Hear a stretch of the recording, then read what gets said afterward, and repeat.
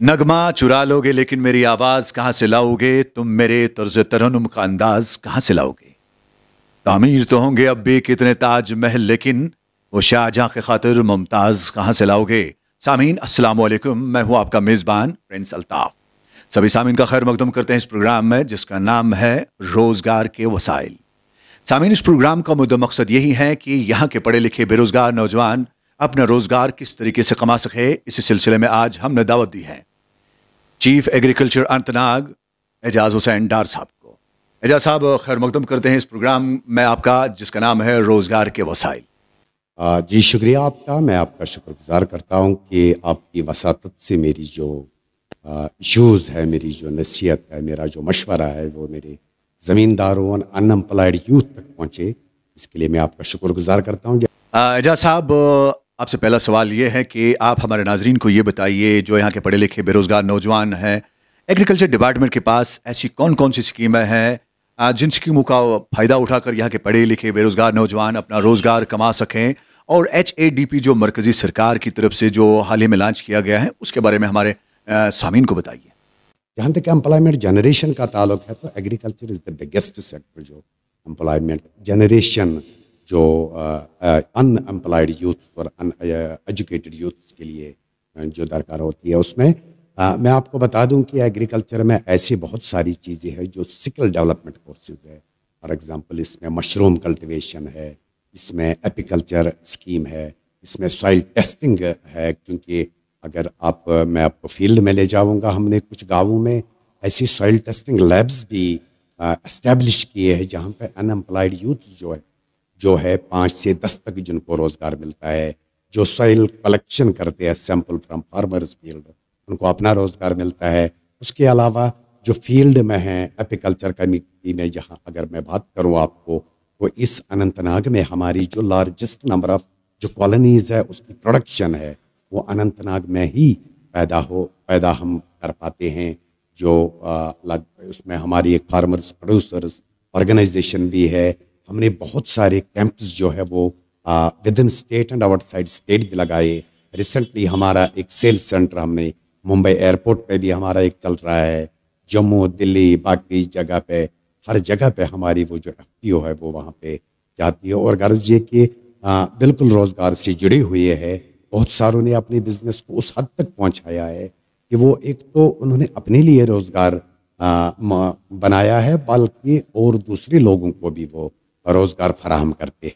जैसा कि आपने होलिस्टिक डेवलपमेंट ऑफ एग्रीकल्चर की जिक्र की है, ये अमलगमेशन ऑफ 29 प्रोजेक्ट्स है जिसमें फार्मर की हर उस ज़रूरियत को एड्रेस किया गया है जो एक फार्मर को वक्तन फ़वक्तन जिसकी ज़रूरत पड़ती है।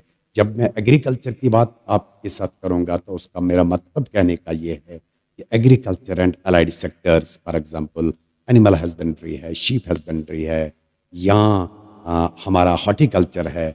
क्योंकि मैं डिस्ट्रिक्ट में तमाम एग्रीकल्चर अलाइड सेक्टर्स में इस HADP का जो नोडल ऑफिसर भी हूँ, तो मेरी हर किसी डिपार्टमेंट के साथ इंटरेक्शन भी होती है। वहाँ हम अपने जो अनएम्प्लॉयड यूथ्स है, हमारे जो फार्मर्स है, या वो लोग जिनका कहीं रोज़गार नहीं है, वो एग्रीकल्चर एंड अलाइड सेक्टर की बिजनेस में चले जाए।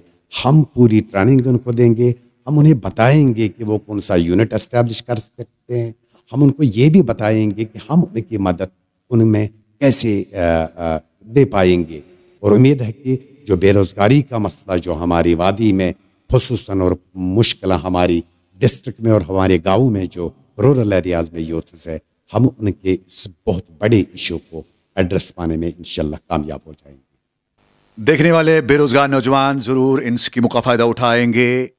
लेकिन एजाज साहब, यहाँ पे एक बहुत बड़ा सवाल ये है कि जब भी कोई डिपार्टमेंट यहाँ के पढ़े लिखे बेरोजगार नौजवान को यूनिट एस्टेब्लिश करने के लिए कोई लोन फराहम करता है, लेकिन बाद में जब वो बैंक पे पहुँचता है तो बैंकों में बहुत सारी तकलीफ़ों का सामना करना पड़ता है। जैसे कि उनको बैंकों में कहा जाता है मॉर्गेज रखिए या गारंटर रखिए, और जिससे वो परेशान हो जाता है।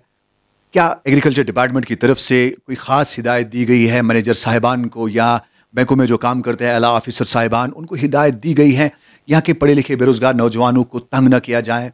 وہ اچھے سے اپنا جو لون نکالے اور اپنا یونٹ اسٹیبلش کریں؟